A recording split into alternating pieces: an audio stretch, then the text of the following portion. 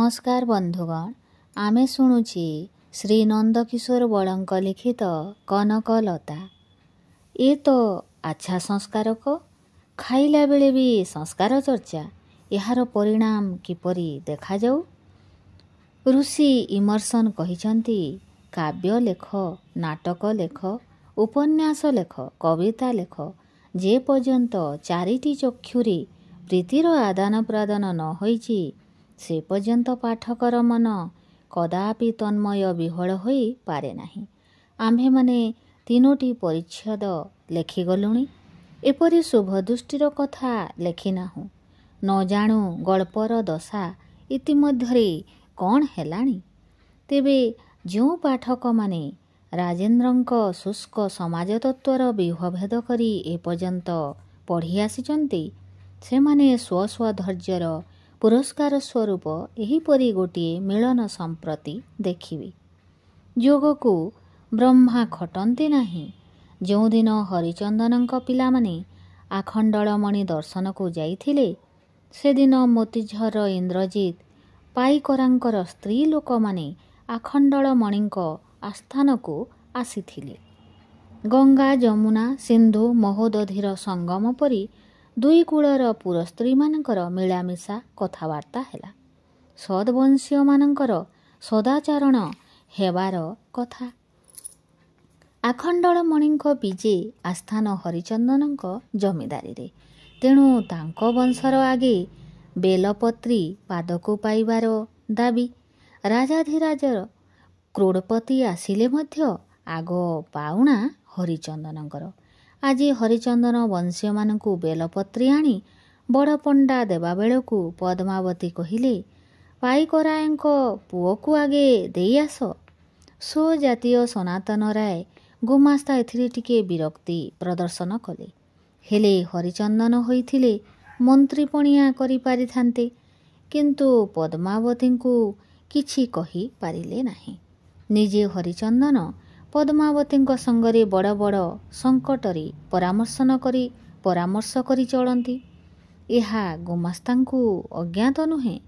बड़ पंडा गुमास्तांक मुहंकु चाहिदेई सेठारु किछि इंगित न पाई क्षण काल इतस्तत करी अदूरस्थ प्रस्तर बेदी उपरे पूर्वास्य होई बसिथिबा धनंजयकु पादुक देई आसिले। इति मध्यरे प्रखर बुद्धि संपन्न पद्मावती बुझिपारिले जे बड़ पंडा ओ गुमास्तांक मनकु ए कथा घेनिला नाही। दया परवश होई कौलिक प्रथार बा वंश गौरवर हानिकर कार्य करिबारु सेमाने क्षुण्ण हेला परा। किंतु पद्मावतींक संगे वादानुवाद चलिब कि?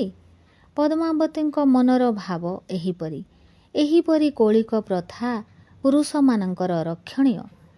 एठाकु मोर स्वामी बा पुत्र केही आसी नाहंती। केही आसीथिले निश्चय आग पाई थांती।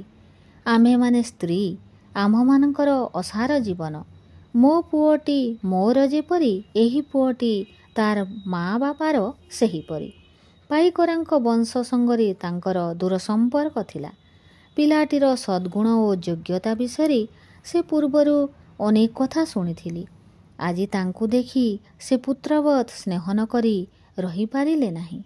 एहा उपरे आउ किछि अछि ताहा क्रमशः प्रकाश्य।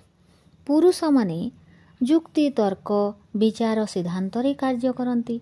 स्त्री माने गोटे नैसर्गिक शक्ति बा सहज बुद्धिरे हठात विषयटी बुझी सिद्धांतरे उपनीत हुअन्ति। होई पारे केतेक स्थलरे भ्रांत हुअन्ति, किंतु अधिकांश स्थलरे सेमाने कृतकार्य हुअन्ति। पुरुष एते जुक्तितर्क करी कौन भ्रांतिरे पड़े नाही। पुरुष अनेक पर्यवेक्षण बा प्रमाण संग्रह करी नारी चरित्र किंबा आगंतुकर चरित्र जहा न बुझे नारी ताहार सहज बुद्धि द्वारा ताहा झट बुझी नहीं पारे। इहार कारण जहा हेउ कथाटी साधारणतः सत्य। जहार घंटा अछि ताकु समय पचारिले से घंटा देखि कहे। दयबाद घंटा पाखरे नथिले से समय कळी पारे नाही। जहार घंटा देखिबा अभ्यास नुहे से अनुमान करी समय ठीक करी कही दिए। ଅନେକ ସମୟରେ ତାହା ଠିକ୍ ହୁଏ, କେତେକ ସମୟରେ ଭୁଲ ହୁଏ।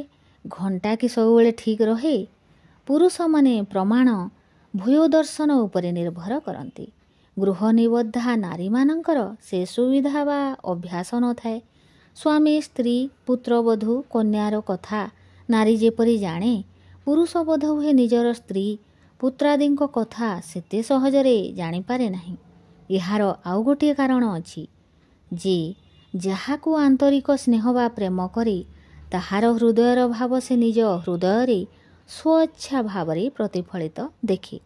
ନାରୀର ହୃଦୟର ସ୍ନେହବୃତ୍ତି ପୁରୁଷ ଅପେକ୍ଷା ଅଧିକ ନୁହେଁ କି? ଆମ୍ଭେମାନେ ପ୍ରସଙ୍ଗ କର୍ମେ ଏହି ସାମାନ୍ୟ ବିଷୟରେ ଅଧିକ କହିଲୁ। ଯେଉଁ ଯୁବକଙ୍କ ପ୍ରତି ହରିଚନ୍ଦନଙ୍କ ଗୃହିଣୀ ପଦ୍ମାବତୀ ଏତେ ଆକୃଷ୍ଟ ହେଲେ ତାହାଙ୍କ ନାମ ଧନଞ୍ଜୟ, ପାଇକରାୟଙ୍କ ପୁଅ। ମାନ୍ଧାତାଙ୍କ ପୁଅ ପାଇକରାୟ। ଏହିପରି ଏହାଙ୍କର କୁଳବିଧି। ଧନଞ୍ଜୟ କିନ୍ତୁ ନିଜକୁ ମାନ୍ଧାତା ନ କହି ପାଇକରାୟ କହନ୍ତି, କାରଣ ସେ ଜାଣେ କୃତବିଦ୍ୟ ବ୍ୟକ୍ତି। ପ୍ରେସିଡେନ୍ସି କଲେଜରୁ ପ୍ରଶଂସା ସହକାରେ MA ପାସ୍ କରିବା ପରେ BL ପାସ୍ କରି ଓକିଲାତି ଆରମ୍ଭ କରିଛନ୍ତି। ନାନା କାରଣରୁ ଉକ୍ତ ବ୍ୟବସାୟ ଏହାଙ୍କ ମନୋନୀତ ନୁହେଁ। ଇଚ୍ଛା ମୁନ୍ସଫ୍ ବା ପ୍ରଫେସର ହେଲେ ଯିବେ। ଯତ୍ନ ମଧ୍ୟ କରିଛନ୍ତି। ଫଳ ପ୍ରତୀକ୍ଷାରେ ରହି କିଛିଦିନ ଅବସର ଗ୍ରହଣ କରି ଗ୍ରାମରେ ଅଛନ୍ତି। ଏ ବିଷୟରେ ମଧ୍ୟ ସେ ପିତାଙ୍କର ଆଜ୍ଞାନୁବର୍ତ୍ତୀ।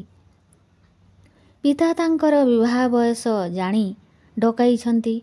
ଧନଞ୍ଜୟ ବିଦେଶରେ ରହି ପଢ଼ିବାର କାରଣ ଏହି ଯେ ତାଙ୍କର ପିତୃବ୍ୟ ପୁରଞ୍ଜୟ ପାଇକରାୟ ବିଦେଶରେ ରହି ରେଳବାଇ ଇଲାକା କଣ୍ଟ୍ରାକ୍ଟରୀ କାର୍ଯ୍ୟରେ ଯଥେଷ୍ଟ ଅର୍ଥ ଉପାର୍ଜନ କରିଥିଲେ। ସେ ତାଙ୍କରି ସଙ୍ଗରେ ଶୈଶବରୁ ଯାଇ ସେହିଆଡ଼େ ଶିକ୍ଷା ଲାଭ କରିଅଛନ୍ତି। ଏହିପରି କେତେକ ଉତ୍କଳୀୟ ବିଦେଶରେ ଅଛନ୍ତି। ଲାହୋରରେ ତାଙ୍କର ଜଣେ ଉତ୍କଳୀୟ ବନ୍ଧୁ ଅଧ୍ୟାପକ। ସେ ତାଙ୍କୁ ସାହାଯ୍ୟ କରିବାକୁ ପ୍ରତିଶ୍ରୁତ ହୋଇଅଛନ୍ତି।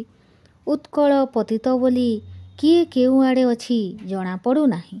ଥରେ ଉତ୍କଳ ଜାଗ୍ରତ ହେଲେ ତାହାର ପବିତ୍ର ଧ୍ୱଜା ତଳେ କେତେ କିଏ ଆଶ୍ରୟ ନେବେ। ଏହିପରି ଅନେକ ବ୍ୟକ୍ତି ଅଛନ୍ତି, ସେମାନେ ଉତ୍କଳୀୟ ନାମରେ ପରିଚୟ ଦେବାକୁ କୁଣ୍ଠିତ। ଅନେକ ଭାଷା କହି ଅନେକ ଜାତିର ବାହୁଛାୟା ତଳେ ଆଶ୍ରୟ ନେଇଅଛନ୍ତି। ସେମାନଙ୍କର ଦୋଷ ଅଛି, ଅବସ୍ଥା ମଧ୍ୟ ସେହିପରି। ବର୍ତ୍ତମାନ ଏ ବିଷୟରେ କିଛି ପରିବର୍ତ୍ତନ ଦେଖାଗଲାଣି। ଓଡ଼ିଆ ନାମରେ ଗୌରବ ଅନୁଭବ କରିବା ଶିକ୍ଷିତ ବ୍ୟକ୍ତିଙ୍କ ସଂଖ୍ୟା ବୃଦ୍ଧି ପାଉଅଛି, କିନ୍ତୁ ଅକାଳ କୁଷ୍ମାଣ୍ଡର ମଧ୍ୟ ଏକାନ୍ତ ଅଭାବ ନାହିଁ। ଯାହା ହଉ, ଆମ୍ଭମାନଙ୍କର ଏହି ଧନଞ୍ଜୟ ପାଇକରାୟ ସେପରି ନୁହନ୍ତି। କେବଳ ଏତିକି ଯେ ସ୍କୁଲରେ ନାମ ଲେଖାଇବା ବେଳେ ଶିକ୍ଷକ ପାଇକରାୟ ପାଇକ ପଦ କାଟି ରାୟ ଲେଖିଥିଲେ, ତାହା ରହିଯାଇଛି। ଏହି ଧନଞ୍ଜୟ ରାୟଙ୍କୁ ପଦ୍ମାବତୀ ନିଜ ବିଶ୍ୱାସ ଅନୁଯାୟୀ ଆୟୁର୍ଯସ୍ୱ ବୁଦ୍ଧିକର ଦେବପ୍ରସାଦ ଦେବାକୁ ବଡ଼ପଣ୍ଡାଙ୍କୁ କହିଥିଲେ। ହରିଚନ୍ଦନ ପଦ୍ମାବତୀଙ୍କ ମନ କଥା ସବୁ ବୁଝିପାରିଥିଲେ ସେଇଆ କରିନଥାନ୍ତେ କି? ତେବେ ଏତେ ଚଞ୍ଚଳ ହୋଇନଥାନ୍ତା ପରା। ପଦ୍ମାବତୀଙ୍କ ସଙ୍ଗରେ ପରାମର୍ଶ ଲୋଡ଼ା ହୁଅନ୍ତା। ଧନଞ୍ଜୟଙ୍କ ଜନନୀ ଅନ୍ନପୂର୍ଣ୍ଣାଙ୍କ ସହିତ ପଦ୍ମାବତୀଙ୍କର ସାକ୍ଷାତ ପରିଚୟ ଆଳାପ ହେଲା ପରେ ଦୂରରୁ ଧନଞ୍ଜୟଙ୍କୁ ଲକ୍ଷ୍ୟ କରି ସେ ପୁଅଟି କିଏ ପଚାରନ୍ତେ ମୋ ପୁଅ କଲ୍ୟାଣକର କହି ଅନ୍ନପୂର୍ଣ୍ଣା ଧନଞ୍ଜୟଙ୍କ ନିକଟକୁ ତାଙ୍କ ଝିଅ ଉମାକୁ ପଠାଇଲେ। ଉମା ଯାଇ ଭାଇଙ୍କୁ ଡାକି ଆଣିଲା। ଧନଞ୍ଜୟ ମାତାଙ୍କ ମୁଖ ଆଡ଼କୁ ଟିକିଏ ଚାହିଁ ପଦ୍ମାବତୀଙ୍କୁ ସାଷ୍ଟାଙ୍ଗ ପ୍ରଣାମ କରି ତାଙ୍କ ଆଶୀର୍ବାଦ ଗ୍ରହଣ ପୂର୍ବକ ଇତସ୍ତତ ଚକ୍ଷୁ ସଞ୍ଚାଳନ କରିଦେଇ ଚାଲିଗଲେ। ପଦ୍ମାବତୀ ଧନଞ୍ଜୟଙ୍କ ମୁଖରୁ ଆଖି ଉଠାଇ ନେଇ କନକଲତା ଆଡ଼କୁ ଅନାଇ ଦେଇ ଚକ୍ଷୁ ଅପସାରିତ କଲେ। ବିଦ୍ୟୁତ୍ ଗତିରେ ବଜ୍ର ଶକ୍ତି ସହକାରେ ଗୋଟିଏ ଭାବ ତାଙ୍କ ହୃଦୟ ଆଲୋଡ଼ିତ କଲା। ମାନବର କୌଣସି କାର୍ଯ୍ୟ ବୃଥା ହୁଏ ନାହିଁ। ପଦ୍ମାବତୀଙ୍କର ଇଷ୍ଟଦେବ ନିଷ୍ଠା ଆସନ୍ନ ଫଳ ପ୍ରସବ ହେଲା କି? ଠାକୁର ବଡ଼ ହଟିଆ, କେଉଁ ସୂତ୍ରରେ କ'ଣ ଘଟାନ୍ତି କିଏ ବୁଝିବ? ପଦ୍ମାବତୀ ସ୍ୱଭାବତଃ ସ୍ନେହଶୀଳା। ଭଗବାନ ତାଙ୍କୁ ଦେବବାଞ୍ଛିତ ସ୍ୱାମୀ, ପୁତ୍ର, କନ୍ୟା, ପୁତ୍ରବଧୂ, ପୌତ୍ର, ପୌତ୍ରୀ ଦେଇ ତାଙ୍କର ସ୍ନେହକୁ ସଫଳ, ସଜୀବ, ବର୍ଦ୍ଧିତ, ଉନ୍ନତ କରିଅଛନ୍ତି। କଥା ଅଛି, ଖାଇଲା ପୁଅ ଝିଅ ରଙ୍କ, ଯିଏ ସ୍ନେହ ଦିଏ ତାକୁ ସ୍ନେହ ମିଳେ। 4 ପୁଅ ତହିଁ ମଧ୍ୟରେ ରାଜେନ୍ଦ୍ର ପରି ପୁଅ ଅଛି। ତଥାପି ଧନଞ୍ଜୟକୁ ଦେଖି ଏଇଟି ମୋ ପୁଅ ହୋଇଥାନ୍ତା କି ବୋଲି ପ୍ରାଣ ଡାକିଲା। ମନେ ମନେ କହିଲେ, ଆଖଣ୍ଡଳମଣି, ତମ ମନରେ କ'ଣ ଅଛି? ସତେ କି ଏପରି ପୁଅ ମୋର ହେବ? ବିଧାତା କନକ କପାଳରେ କ'ଣ ଲେଖିଛି? ଆହା, କାର୍ତ୍ତିକେୟ ପରି ପୁଅ, କି ସୁନ୍ଦର ଗମ୍ଭୀର ମୂର୍ତ୍ତି, ସ୍ଥିର ଦୃଷ୍ଟି, ଧୀର ବିନମ୍ର ଗମନ। ଏହାଙ୍କୁ ଦେଖି ପୁତ୍ର ସ୍ନେହରେ ପଦ୍ମାବତୀଙ୍କ ହୃଦୟରୁ ସ୍ନେହଧାରା ପ୍ରବାହିତ ହେଲା। ଅମଳ ମୁଖ ଚୁମ୍ବନ କରିବାକୁ ଇଚ୍ଛା ହେଲା। ଯେତେବେଳେ ସେ ଆସି ଗୋଡ଼ ତଳେ ପଡ଼ିଲେ, ଇଚ୍ଛା ହେଲା ଗାଢ଼ ଆଲିଙ୍ଗନ କରି କୋଳରେ ଲୁଚାନ୍ତି। କେବଳ ମୁହଁଟି ହାତରେ ପୋଛିଦେଇ ସାଷ୍ଟାଙ୍ଗ ପ୍ରଣାମର ଚିହ୍ନ ଧୂଳି ପଣତ କାନିରେ ପୋଛିଦେଇ କହିଲେ, ବାପା, ବୁଢ଼ାଟିଏ ହୋଇଥା, ପାଲିଙ୍କି ପାଟ ଛତା ହଉ, ପୁଅ ଝିଅ ନାତି ନାତୁଣୀ ଧନ ଜନ ଗୋପ ଲକ୍ଷ୍ମୀ ମାଡ଼ି ଯାଆନ୍ତୁ। ଶୁଣି ଯୁବକର ମୁଖମଣ୍ଡଳ ଲଜ୍ଜା, ଆନନ୍ଦ ଓ ଆତ୍ମପ୍ରସାଦରେ ଆରକ୍ତ ଓ ଅପୂର୍ବ ଭାବଦ୍ୟୋତକ ହୋଇ ଉଠିଲା। ସେ ପ୍ରାୟ ସର୍ବଦା ମୁଖ ତଳକୁ କରିଥାନ୍ତି। ତାଙ୍କର ଦୃଷ୍ଟି ପ୍ରାୟଶଃ ଧରଣୀତଳାବଲଗ୍ନ ଥିଲା। କାରଣ ଅଦୂରରେ ଅନେକ ଗୁଡ଼ିଏ ଯୁବତୀ ଥିଲେ। ଥରେ ସେମାନଙ୍କୁ ଚାହିଁଦେଲେ କେତେ ପରିବର୍ତ୍ତନ ହୋଇଯାଉଥିଲା। ଯୁବତୀମାନେ ଯୁବକଟିକୁ ଦେଖୁଥିଲେ, କିନ୍ତୁ ଯୁବକ ଥରେ ସେମାନଙ୍କ ଆଡ଼କୁ ଚାହୁଁଥିଲେ। ସେମାନେ ଲଜ୍ଜାରେ ମୁଖ ଅନ୍ୟ ଆଡ଼େ ଫେରାଇ ନେଇ ଓଢ଼ଣା ଟାଣି, ଚୁଡ଼ି କାଚ ହାତ ମୁଦି ଝମଝାମ କରି ଗୋଟାଏ ତୁମୁଳ କୋଳାହଳ କରି ଯେପରିକି ଯୁବକଙ୍କୁ ତାଙ୍କର ଅନ୍ୟାୟ ଆଚରଣ ନିମିତ୍ତ ତିରସ୍କାର କରୁଥିଲେ। ପୁରୁଷମାନଙ୍କୁ ଦେଖିବାରେ ତ ସେମାନଙ୍କର ବିଧି ପ୍ରତି ପାଦିତ ଅଧିକାର ଅଛି। କବାଟ କୋଣରୁ ଖିଡ଼ିକି ବାଟେ, ପରଦା ଉହାଡ଼ରେ ସବୁବେଳେ ତ ସେମାନେ ତାହା କରିଆସିଛନ୍ତି, କରନ୍ତି, କରିବେ। ନ୍ୟାୟ ହେଉ ବା ଅନ୍ୟାୟ ହେଉ। 12 ବର୍ଷ କାହିଁକି, 1200 ବର୍ଷ ହେଲା ଏ ଦଖଲ ସତ୍ତ୍ୱ ସେମାନଙ୍କର ସ୍ଥିତିବାନ ସତ୍ତ୍ୱରେ ପରିଣତ ହେଲାଣି। ପୁରୁଷଙ୍କୁ ଦେଖିବାରେ ମଧ୍ୟ ସେମାନଙ୍କର ଦେହ ସୁହା ହୋଇଗଲାଣି। କିଛି ଅନିଷ୍ଟର ଆଶଙ୍କା ନାହିଁ। କି ଅକ୍ଷୟ କବଚ ସେମାନଙ୍କଠାରେ ଅଛି ସେମାନେ ଜାଣନ୍ତି। କିନ୍ତୁ ତୁମ୍ଭେ ତ ଯୁବକ, ତୁମ୍ଭର ତ ଏ ବଡ଼ ଧୃଷ୍ଟତା। ତୁମ୍ଭେ ସେମାନଙ୍କୁ ଅନାଇ ଏତେ ହଇରାଣ କରିବ? ଅତଏବ ଆମ୍ଭେମାନେ ଉପଦେଶ ଦେଉ, ପୁରୁଷ ବିଶେଷତଃ ଯୁବକ ଏକୁଟିଆ ହୋଇ କେବେ ହେଁ ଯୁବତୀ ମହଲକୁ ଯିବ ନାହିଁ କି ଯୁବତୀ ବିବାହର ସମ୍ମୁଖୀନ ହେବ ନାହିଁ। ହେଲେ ସେମାନେ ନିଜ ସଂଖ୍ୟାର ଦ୍ୱିଗୁଣ ଚକ୍ଷୁ ଦ୍ୱାରା ତୁମ୍ଭଙ୍କୁ ଆକ୍ରମଣ କରିବେ। ତୁମ୍ଭର 2ଟି ଚକ୍ଷୁରୁ ତ ବେଶୀ ନୁହେଁ। ଆକ୍ରମଣ କଲା ମାତ୍ରେ ରୁଣୁ ଝୁଣୁ କିଣି କିଣି ଆଦି ଶବ୍ଦ ଦ୍ୱାରା ତୁମ୍ଭଙ୍କୁ ଅପଦସ୍ଥ କରିବେ। ଅନେକ ପୁରୁଷ ଏକ ସଙ୍ଗରେ ଗଲେ ଅନ୍ୟବିଧ ଫଳ, ଅର୍ଥାତ୍ ବିନା ଯୁଦ୍ଧେ ଛତ୍ରଭଙ୍ଗ, ଓଢ଼ଣା ତଳେ ଆଶ୍ରୟ ଗ୍ରହଣ। ଯାହା ହେଉ, ଆମ୍ଭମାନଙ୍କୁ ଏସବୁ ବିଷୟ ଲେଖିବାକୁ ଏତେ ସମୟ ଲାଗିଲା, କିନ୍ତୁ କଟାକ୍ଷରେ ସବୁ ସମ୍ପାଦିତ ହେଲା। ଧନଞ୍ଜୟ ନିଜ ମାତାଙ୍କ ସଙ୍କେତାନୁଯାୟୀ ପଦ୍ମାବତୀଙ୍କୁ ପ୍ରଣାମ କରି ଇତସ୍ତତଃ ଚକ୍ଷୁ ବୁଲାଇ ଶୀଘ୍ର କିଞ୍ଚିତ୍ ଦୂରକୁ ଯାଇ ନାରିକେଳ ଗୁବାକ ବିଲ୍ୱବୃକ୍ଷ ବହୁଳ ଐଶାନ୍ୟ କୋଣସ୍ଥ ଚଉତରା ଉପରେ ବସି ନାନା ବିଷୟ ଚିନ୍ତା କଲି। ନାରୀମାନଙ୍କର ସ୍ୱଚ୍ଛନ୍ଦ ଗତି ଓ ଅବାଧ ଦେବଦର୍ଶନ ନିମିତ୍ତ ସେ ପୂର୍ବାସ୍ୟ ହୋଇ ବସିଲେ। ଏହିଠାରେ ମିଶ୍ରେ ତାଙ୍କୁ ବିଲ୍ୱପତ୍ର ପାଦୋଦକ ଦେଇ ଆସିଥିଲେ। ଧନଞ୍ଜୟ ମଧ୍ୟେ ଉଠି ନାରୀମାନଙ୍କଠାରୁ ଦୂରରେ ରହି ଦେଉଳ ପ୍ରାଚୀରର ଭଗ୍ନାବସ୍ଥା, ମନ୍ଦିରର ଭାସ୍କର୍ଯ୍ୟ ଆଦି ଦେଖି ତାହାର ସମୟ ଆଦି ନିରୂପଣ କରିବାକୁ ଚେଷ୍ଟା କରୁଥିଲେ। ବେଳେ ବେଳେ ଚକ୍ଷୁ ଯେ ଅନାୟତ୍ତ ହେଉନଥିଲା ତାହା ନୁହେଁ, ରାଜେନ୍ଦ୍ର ଆସିଥିଲେ କିପରି ହୋଇଥାନ୍ତା?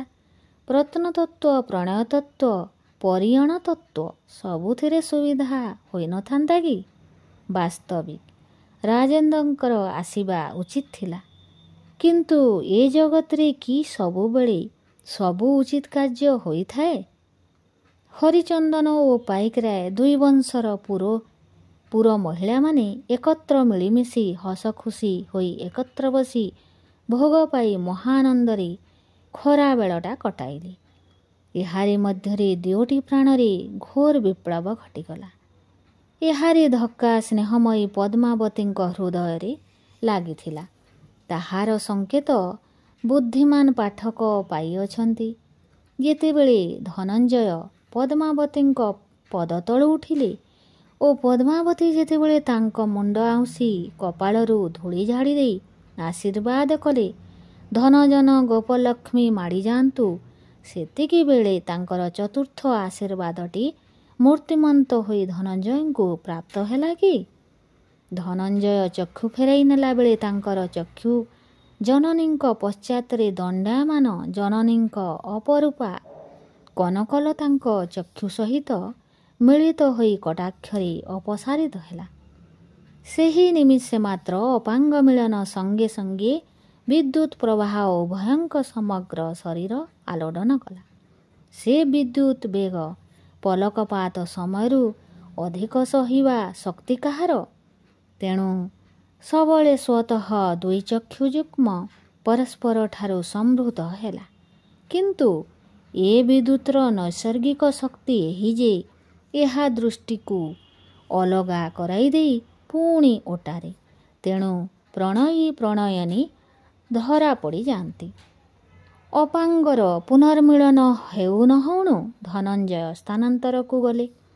ସେହି ଅପାଙ୍ଗ ସଙ୍ଗେ ସଙ୍ଗେ ଦୁହେଁ ଦୁହିଁଙ୍କୁ ପ୍ରାଣ ବିକିଲେ। ଦୁହିଁଙ୍କର ଏହିପରି ଚମକିତ ଭାବ ଦେଖି ପୁର ମହିଳାମାନଙ୍କ ମଧ୍ୟରେ ଆଖି ଠରାଠରି ଫୁସୁରୁ ଫାସର ହେଲା। ଏହି ଅପାଙ୍ଗ ସଞ୍ଚାଳନ ଗୋଟିଏ ଝଡ଼ ପରି ସମସ୍ତଙ୍କ ମନ ପ୍ରାଣକୁ ଆଲୋଡ଼ିତ କରାଇ ଦେଇଗଲା। ସମସ୍ତେ ଯେପରି ସେ ଆନ୍ଦୋଳନ ହୃଦୟର ଅନ୍ତଃସ୍ଥଳରେ ଅନୁଭବ କଲେ ଏବଂ ଅଜ୍ଞାତସାରରେ ବଳାତ୍କାରରେ ଅନୁମୋଦନ କଲେ। ଏହା ଏପରି ପବିତ୍ର, ସୁନ୍ଦର, ସ୍ୱାଭାବିକ, ସର୍ବଜନପ୍ରିୟ ଯେ ଯେପରି ପ୍ରକୃତିର ବା ସ୍ୱୟଂ ଆଖଣ୍ଡଳମଣିଙ୍କ କରଣୀ ପରି ବୋଧ ହେଲା। କେବଳ ପାର୍ବତୀ ପ୍ରଣୟ କଣ୍ଠ ନୀଳକଣ୍ଠଙ୍କ ବୈରାଗ୍ନି ପ୍ରଜ୍ୱଳିତ ତୃତୀୟ ନୟନର ପ୍ରତିମୂର୍ତ୍ତି ସଦୃଶ ପାଇକରାୟଙ୍କ ବିଧବା ଭଉଣୀ ତୁଳସୀ ଦେଇ ବିରକ୍ତ ହୋଇ କହିଲେ, ହାଇରେ, ଏ କଳିକାଳ ଟୋକିଗୁଡ଼ାକ କି ଅଲଣା ଯେଇ ବଲ ବଲ କରି ମିଣିପ ପୁଅଙ୍କ ମୁହଁକୁ ଅନେଇଛନ୍ତି, ଘୋଡ଼ି ପରି ହସୁଛନ୍ତି। ଆମ ପିଲାବେଳେ କାନ କାଟିଲେ ବଚନ ବାହାରୁ ନଥିଲା। ଏଥିରେ ଧନଞ୍ଜୟ କନକଙ୍କ କାର୍ଯ୍ୟଠାରୁ ସ୍ତ୍ରୀମାନଙ୍କ ହୃଦୟ ଅଧିକ ଦାୟୀ। କାରଣ ଇଚ୍ଛା ଚିନ୍ତାର ଜନନୀ। ସମସ୍ତଙ୍କ ମନରେ ଯୁଗପତ୍ ଏହି ଚିନ୍ତା ହେଲା, କେମନ୍ତ ଯୋଡ଼ା